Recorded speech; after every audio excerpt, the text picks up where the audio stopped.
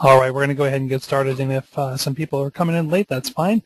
We're going to go ahead and archive this. It'll be available for viewing on YouTube later, and we'll go ahead and jump on into things. Welcome to the Affiliate Summit webinar. Topic today is avoid rejection, the crash course on how to get into the affiliate programs you want to work with. Just for being here, you're going to receive a follow-up email with a 10% discount code for Affiliate Summit West 2012, which is coming up here in a couple of months, actually under a couple of months, January 8th, 9th, actually it's 9th through the 11th in Las Vegas. If you want to register for Affiliate Summit, then it's good to do that quickly. Pass prices are listed on there. Silver Pass for $249, Gold Pass for $549, Platinum Pass is $1249, and the Diamond Pass is $2249. Got a couple other cool things going on. You can join the race to Affiliate Summit West, which is kind of a cool, fun competition rotating around fitness. We'll donate $1 for each mile cycled, ran, swam, walked to the Avon Walk for Breast Cancer in support of Affiliate Marketers Give Back. So cool stuff there. Definitely want to get involved if you're working out a little bit on the way into Affiliate Summit. Affiliate Summit's also giving away 50 free passes.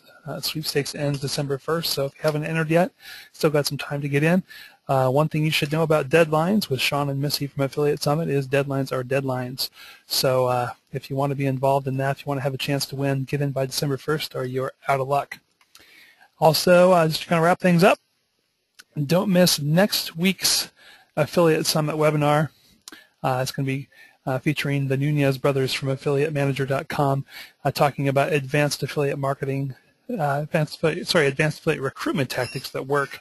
It's going to be on December 1st at 2 o'clock Eastern Time. If you want to sign up, there's the link. And it's also floating around out there in space a little bit if you check out the Affiliate Summit blog. And if you wanted to tweet that you're sitting in on the webinar, go ahead and use the hashtag #AFSUMWebinar. Okay, I'll go ahead and jump on into the presentation. If anybody has any questions, feel free to throw their hand up and I'll get the question asked or answered. It doesn't matter if you're during the presentation. I'm happy to take a break and answer it while it's still fresh on your mind, or we can get to things afterwards, whatever good with you.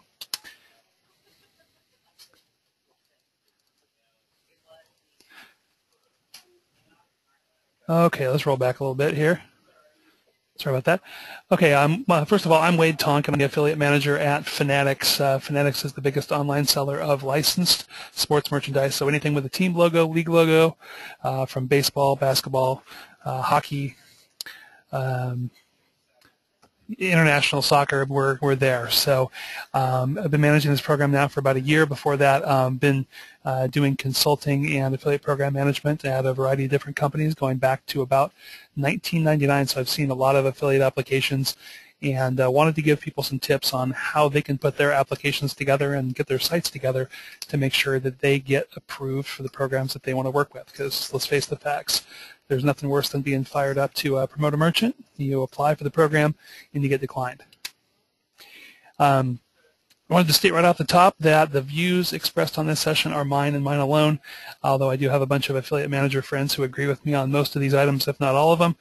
Some of them even have their own suggestions and requirements that we'll share a little bit at the end of the presentation, because I did a little bit of a survey on Facebook of some of my friends that manage programs and asked them kind of what their pet peeves were and what they'd recommend, and we'll share those too.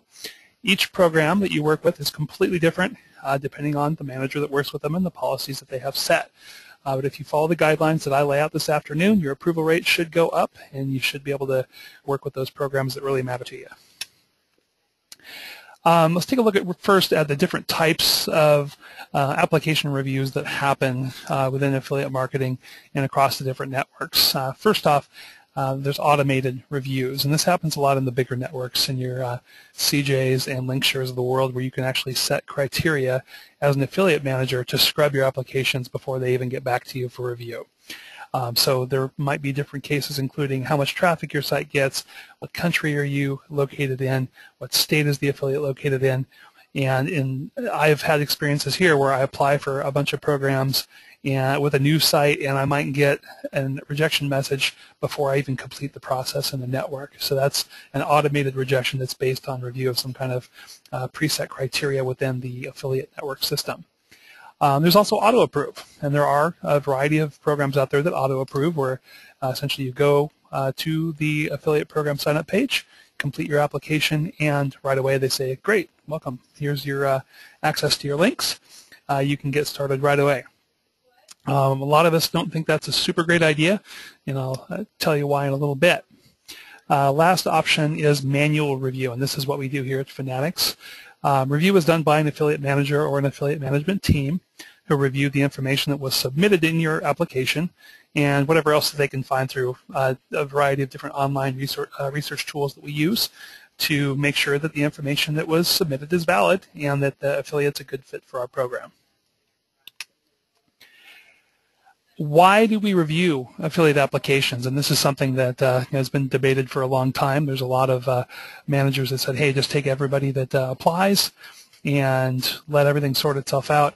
It's not the way that I tend to work for a few reasons that I list here. First of all, brand protection. When a merchant allows you into your program, when I go ahead and click that button saying you're approved, I'm allowing you to put my company's brand all over your site and to pretty much do what you want with it. This includes my logo, my product images, and anything that is done with those links, with those logos, can have an effect on my brand.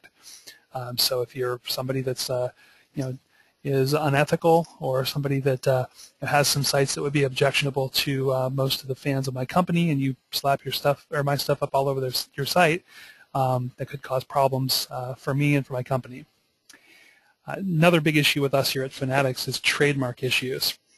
If a merchant is selling branded products like Nike or NFL or any of the NFL team names or any of the other league team names, Reebok, some of the bowl names like Super Bowl is one that's trademarked, and Final Four, the Big Dance. I mean, a lot of these sports terms are trademarked by somebody, and trademarks have to be protected by the people that are licensed to sell trademark product. So if somebody is using trademarks in a bad way and I approve them and my links are up all over their site and I'm making the money, the people that I get my license from can come back to me and say, hey, what's going on? You're injuring us here, and we're going to do something with your relationship. So reviewing those applications at the front door allows us to have better control of trademark issues. There may be some types of sites that merchants just don't choose to work with. In my case, I don't work with a whole lot of new coupon sites, and that's just a choice that my company has made. So when people apply with coupon sites, they generally get declined. There might be types of sites that don't like user-generated content or personal reviews. I know that a while back when some friends and I had put up a site called affiliatefitclub.com, and we were going to have a weight loss competition within the affiliate industry. We applied for the Weight Watchers affiliate program and a couple of other weight loss programs. We got declined, and the reason we did is because Weight Watchers doesn't like user-generated content on sites because they don't have any control over it. They don't want people making any false claims, and there have been some big issues over the last few years with the FTC, the Federal Trade Commission, coming down and dealing some blows to merchants who worked with affiliates and didn't regulate the way that the affiliates were doing reviews. So many people now aren't taking review sites, or they're being really picky about those types of sites. Tax issues. There's been a lot of states that have passed affiliate nexus tax legislation, which means that if a merchant has affiliates in a certain state, like California, which fortunately was rolled back, or New York or Massachusetts, Rhode Island, Arkansas, Illinois, in a lot of cases, what's happening is that the states are saying that if you have an affiliate in those states that is generating more than X number of dollars a year, or your total affiliate base in that state is generating more than X number of dollars per year, that the merchant has to collect sales tax in that state. So as a response to this, a lot of merchants have said, great, if one of these laws is in place in the state, I'm just not taking affiliates from there. Workload management. There's definitely some affiliate managers out there that are more interested in working with established affiliates. I don't think that's necessarily a great way to run things because every big affiliate that's out there started little once. And with me, as long as you can show me that you've got some basic skills and some motivation, generally, I'll take a look at giving you a shot if I can justify it within my company's restrictions. Last one is quality control and compliance with terms. What this means is, we got to control our brand, and if we've got restrictions out there in terms of the way that we operate our program, and we let people in that are shady, then it's kind of our own fault for letting people in the first place. So if you review your applications at the front door and keep out the people that are engaging in unethical practices, it's a more fair environment for everybody else that's working in the program. So we'll go ahead and take a look at some proactive steps to help up your approval percentage. And we'll start off with the basics. The network profile is your friend. So in any affiliate network that you're a part of, or in any private program application that you fill out, you're going to have the ability to share some information. This network profile is your friend. Make sure you use it. Make sure you fill things out thoroughly and truthfully.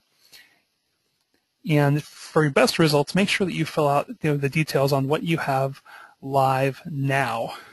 What sites do you have that are up and running, that you've got some content on, and let us know how you're planning on marketing things, because that's really kind of a key question with a lot of merchants that review programs manually. Here's an example of the ShareSale profile. This is actually my profile, and if you see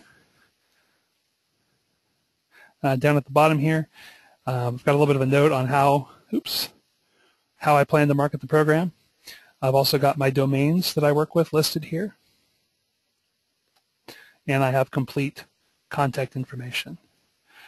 Commission Junction offers the same kind of a deal where you can go through and set up additional websites that you're operating, provide some information on the domain, description, category, disclosure of promotional methods that might be used. Essentially, the more information that you can give us to complete the review of your application, the better off you're going to be, because it doesn't require guesswork on our part. Some more proactive steps you can take in making sure that you're going to get yourself approved for the programs that you really want to work with is that if the merchant allows you to submit additional supporting information, by all means do it. I'll show you a screenshot here in just a second of what ShareSale does.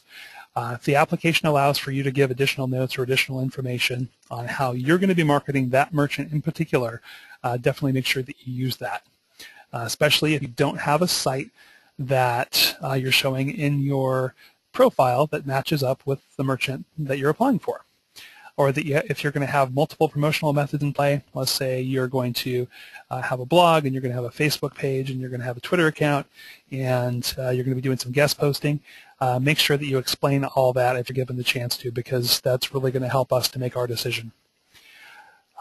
Number 3 is a biggie with me. Looks like I actually got my numbers all messed up here, but be transparent. And what that means, and this is one that's going to spark some debate, and I know it did when I gave this presentation at a local meetup, is being transparent. Private domain hosting will negatively affect your approval rate with people that manually approve programs. One of the things that we'd like to be able to do is to verify that the person who is applying for the program is who they say they are, and that their domains actually belong to them. So if you have private domain hosting, it makes it a lot harder for us to be able to verify that everything is cool.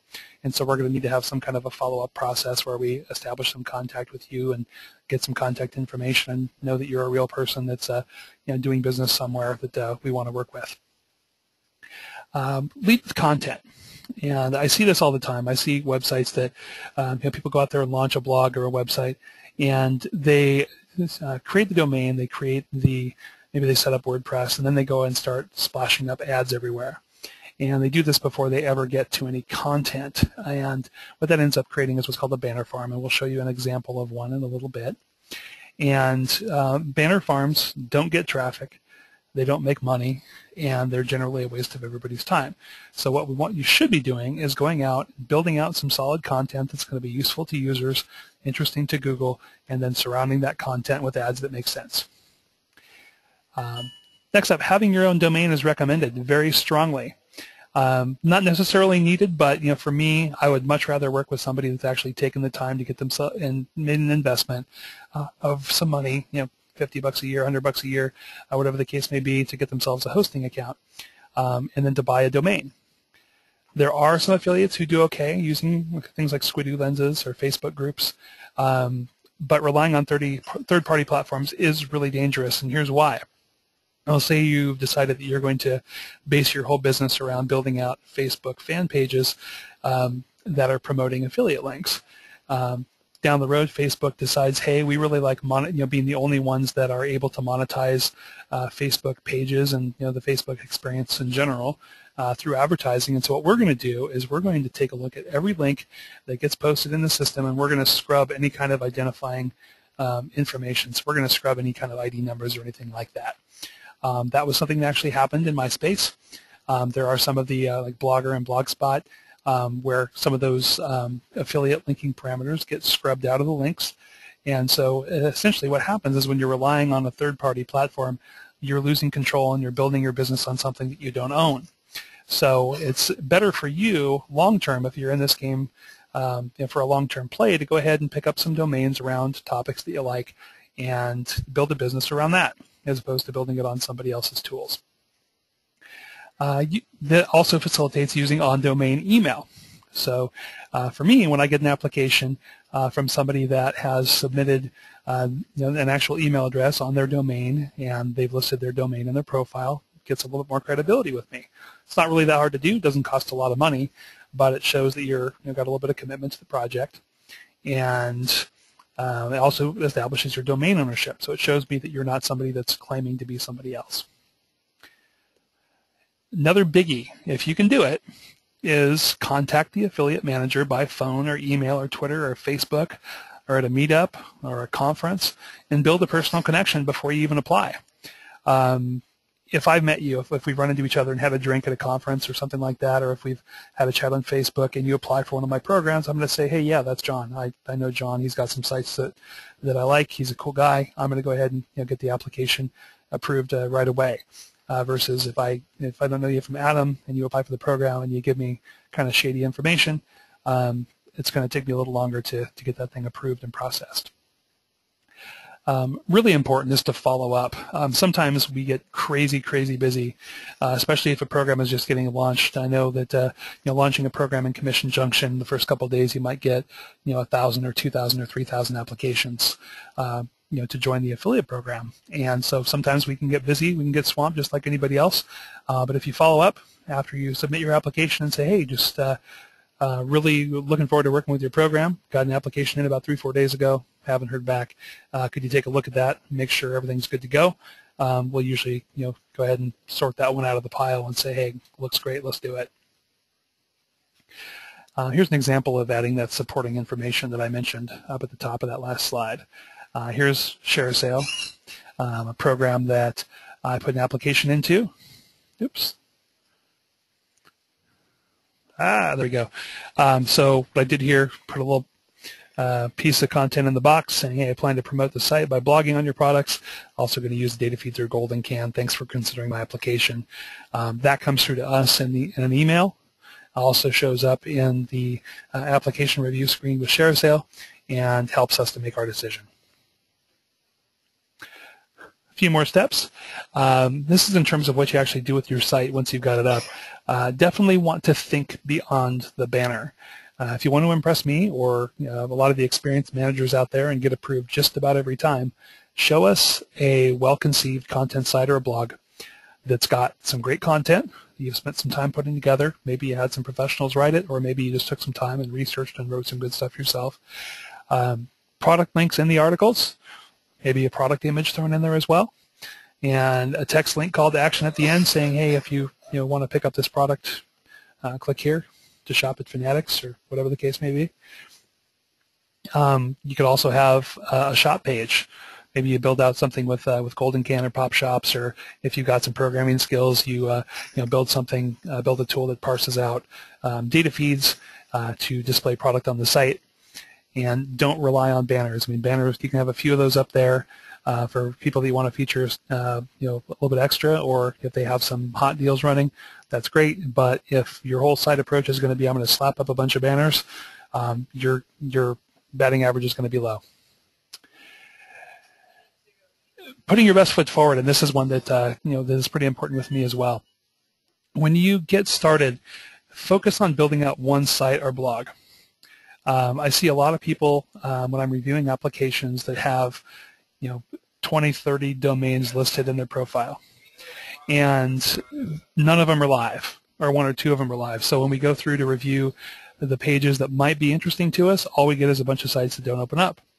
So when you get started, pick one site that you really want to work on for the first month or two. Take pride in it, build it out like it's your business card, because in reality it is. It's what you're showing off to get jobs, or to get away to earn some income. When you're filling out that network profile, focus on the work that you're proud of. Focus on the things that are ready to be seen and that you want to have representing you. Save those future projects for down the road. If you have, if you're applying for a program for a site that you haven't built out yet, make sure to put a note in that application to the manager saying, hey, I've got a site, www.xyz.com. I'm going to have it live in a couple of months. I'd like to feature you on it. And you're either going to get approved based on that, or you'll get a note saying, hey, I got to see something live before I get approved, but I'll save your application until then. Let me know. Knowing the rules of the program, and this is one that I've got marked with a big red, huge pet peeve. Read the terms and conditions of the program before you join the program and see if it makes sense to apply to that program at all. Do they allow the type of marketing that you do? In our case, we don't allow use of PPC at all. We just don't allow it. We've got our own team that does that. We don't need the affiliate help on paid search. So we have it pretty clearly marked on our sign-up pages with the networks that we do not allow PPC. Usually 2-3 times a week I'll get an application where the first line of somebody's messaging that they sent me was, oh yeah, we plan to promote you with PPC on Bing and Yahoo and Google. And that to me is, first of all, not really interested in working with them anyway, but showed me that they don't really pay attention to detail, and they're probably going to miss a bunch of other things too. Bottom line, build people-friendly sites that deliver value to people. Don't try to con them. Don't try to con Google. And you'll have better luck getting clicks on your ads if you benefit the audience and build trust, give them something that they want. And then every once in a while, you can hit them up with the buy opportunity with a good call to action, and once they're educated and motivated. Keep in mind that you really need to help us make a good decision, because affiliate managers, and especially the ones at big affiliate programs or outsourced program managers, can be super, super busy. I mean, they could be running 10 programs that are getting 50 to 100 applications a day, and so we don't have a whole lot of time to spend on each one of those applications. So the better job you can do at laying things out right in the first place and really putting your best foot forward, it's going to help us make a good decision and give you the best chance of getting approved. Here's some examples, some red flags, some practices and site types to avoid. This site here is call it banner farm. Essentially, I've got some great looking coffee beans here, but the problem is there's no content on the site. So essentially the site's not going to get any traffic. There's nothing here that's Google friendly, and it's not going to build any trust with an audience. I mean, generally for me, if I was to come across this site, I would just go somewhere else. There's nothing here that's interesting to me. All there are is a bunch of nice pictures. So if you want to, you want to get those clicks from your audience, you're going to have to take some time and build a little bit of trust with them before they're going to click on your links. So banner farms don't work. These are something that a lot of my affiliate manager friends and I have been talking about a lot lately. Over the last few months, we've been getting 5 or 6 of these a day coming in through Commission Junction, especially. Also through the Google Affiliate Network, where there's people out there that are selling ready-to-use affiliate websites. Just give us $1,000 and we'll give you your key to instant riches. Terrible sites. They're not particularly useful. They're not attractive. They're not going to win anybody's trust. They're prefabbed. They don't have anything of any real value. You could do just as well going out and picking yourself up a domain and setting up a WordPress blog and writing about something you love, and it wouldn't cost you all that much money. The only people that are making money with these sites really are the people that are selling them. They're shaking people down for good bucks for these things, and it's really frustrating to see a lot of people that aren't going to have a chance to get off to a good start because they made a bad choice, powered by some con men. Turnkey coupon sites, and this is something that we saw a lot of, was happening more a few months back. We're getting several a day that were coming through that were turnkey coupon sites, and what we mean by that is they're essentially prefab coupon sites. All you have to do is plug in your network IDs from CJ and ShareSale or whatever, and you're off and running with your very own coupon site. Problem with coupon sites is that the ones that are out there that are making money are generally very, very big. They're owned by big companies that have spent a lot of time and money building them up. They spend a lot of money promoting them now, and unless you're working in some kind of specialized niche, your chances of making any money with your coupon site are really, really slim. And so chances are most managers that I know won't even give the time of day to somebody who's getting started with a coupon site that comes to them like this. If you were to choose a particular niche out there, like travel or baseball or something like that, and then come up with a deal site that you actually spend some time researching good deals for, bringing some unique content to the table, might be a different story. But for the most part, sites that are you're picking up that are ready to use aren't really going to make you any money. If it was that easy, everybody would be doing it. And most of the people that I know that are making great money with coupon sites have been doing it for a long time, and they got successful by doing something that, by addressing a need, by doing something better than anybody else was at the time, doing something innovative. Maybe they set up a deal community. Maybe they hit a specific niche like targeting coupons to moms, something like that. But avoid the turnkey coupon sites.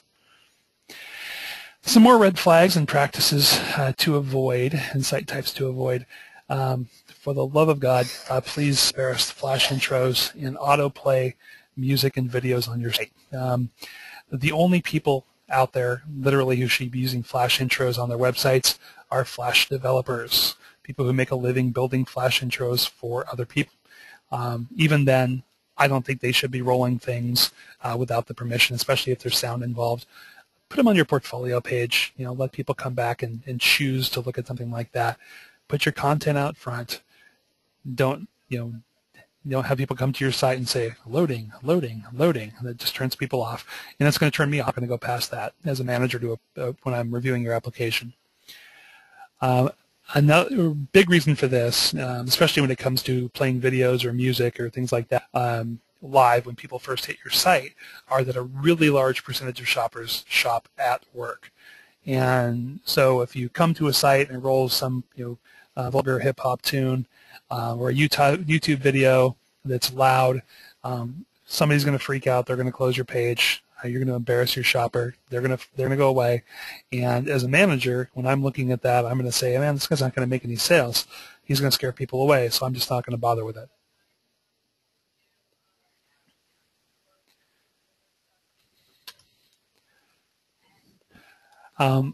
Also, avoid excessive use of annoying pop-ups, pop-unders, pop-behinds, pop-wherevers. Nothing worse to a user experience than getting to a site and having 3 little pop-ups spring up.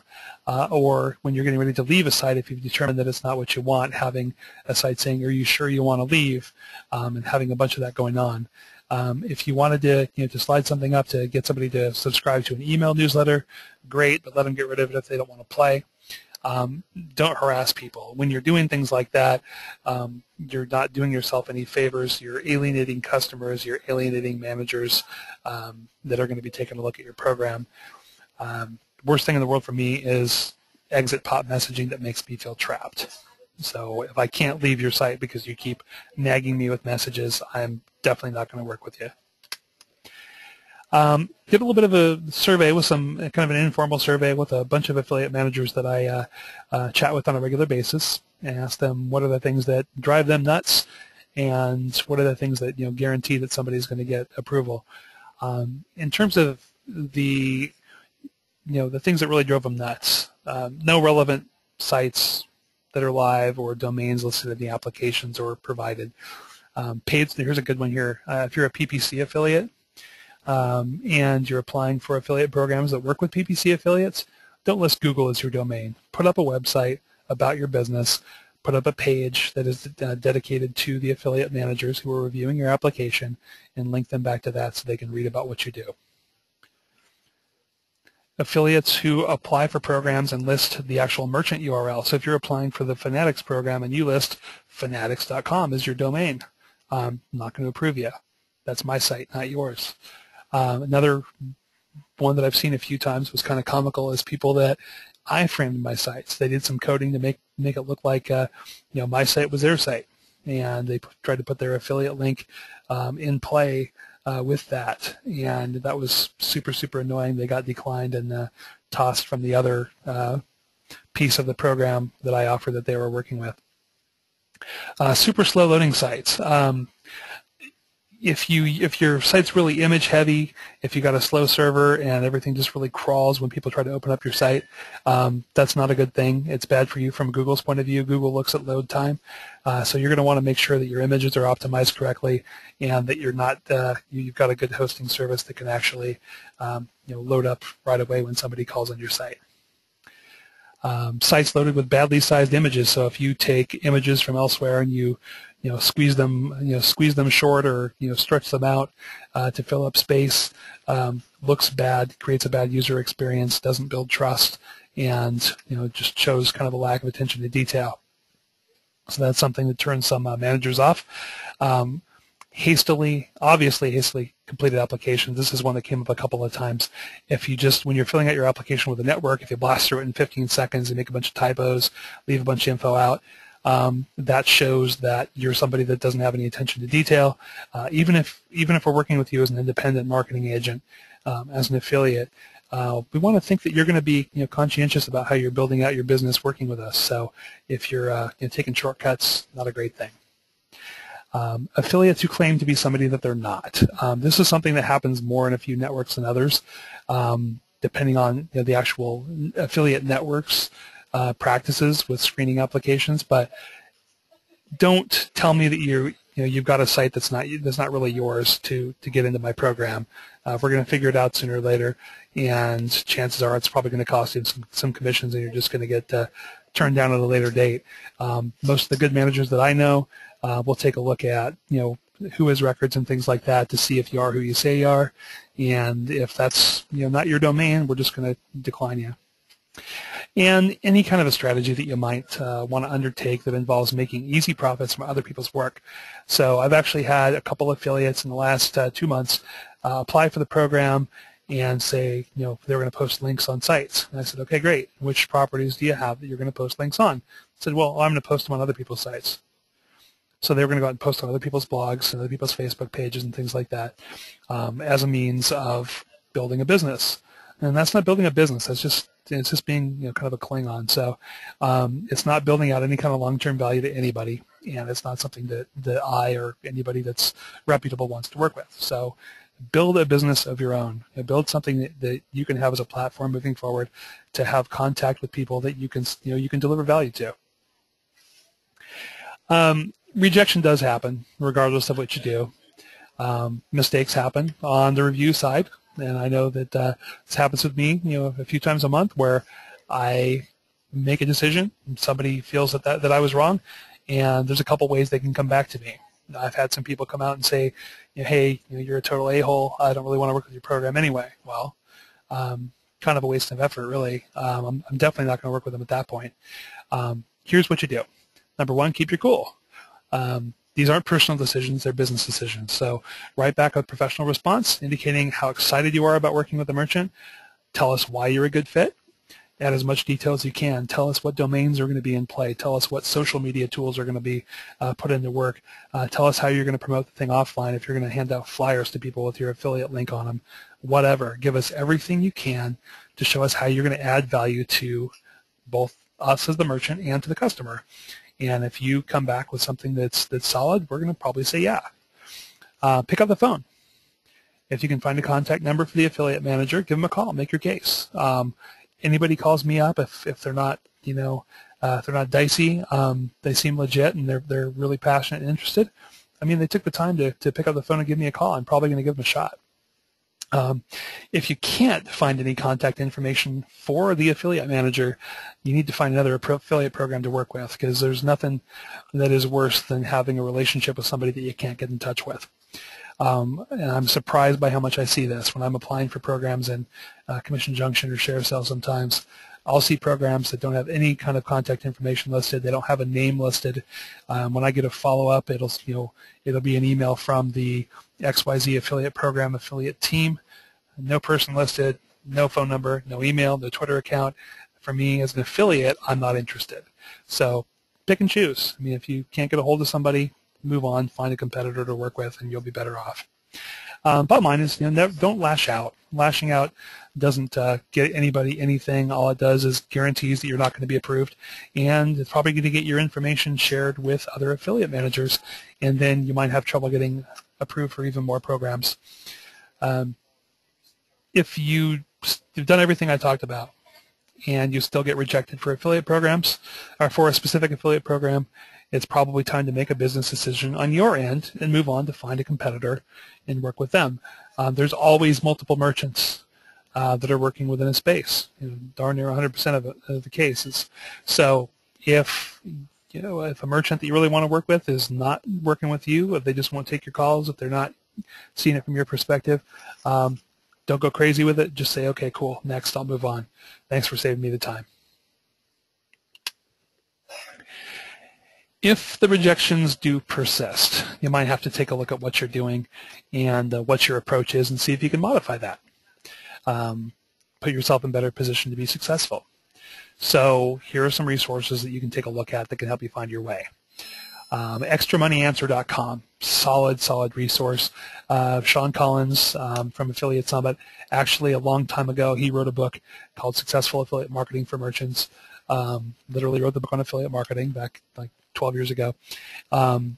He put together a new book from the affiliate perspective to help affiliates who are just getting started or who are looking to refine their technique to do that effectively. And he's got the thing that's cool about the way he's writing this this online book is he's writing it chapter by chapter based on questions he's being asked.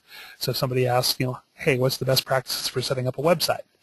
Sean's got a chapter on that where he tells you, hey, you probably should pick up a hosting account with Bluehost or somebody like that. Pick up go ahead and install WordPress. Here's the themes that he recommends that do the best job at making a professional-looking site and having good SEO. Here's the plugins that he uses. So it's very step-by-step. There's about 9 lessons in that now. He talks about how to get traffic. He talks about how to select affiliate programs, all kinds of good stuff. So can't go wrong checking out that site. You can also, if you keep getting bounced out of affiliate programs, if you can get back to one of those managers and say, hey, what's going on? What are you guys seeing that's turning you off? What could I do to make this better?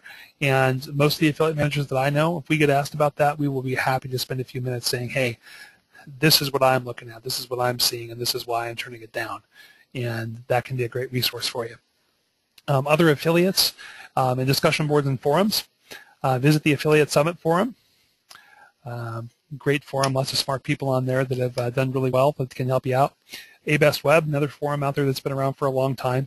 Ask for a site reviewer feedback. They have an appropriate forum for those, and so you can jump in there. Sometimes the feedback can be kind of brutal, but if you're trying to learn and you're doing a lot of things wrong, some brutal feedback can be good for you, as long as it's constructive. But take the criticism and act on it, and you can improve your game.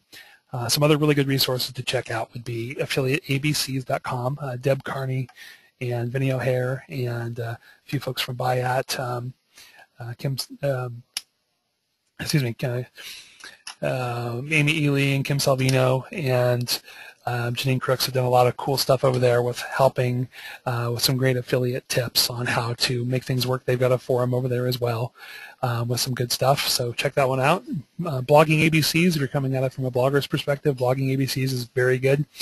And if you're a podcast listener, check out geekcast.fm, and there's some great shows on there that can help you with some how-to information and also just kind of keep you up to speed on what's happening in the industry. Affiliate Thing podcast is a good one that Sean Collins and Lisa Piccarelli do. I've got one on there called Sports AFcast where I talk about the sports affiliate marketing niche and what's hot and how you can profit. So there's a lot of good resources over there that you can check out too. And that wraps it up. There's my contact information. If you have any questions, feel free to get a hold of me by any of those means. If you're going to be at Affiliate Summit coming up here in Las Vegas, I'd love to meet you.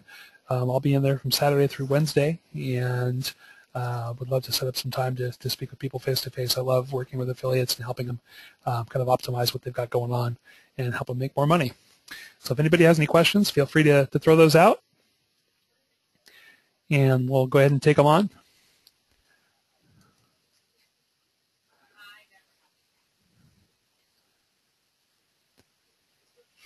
Otherwise, we'll go ahead and close things out. So last call for questions.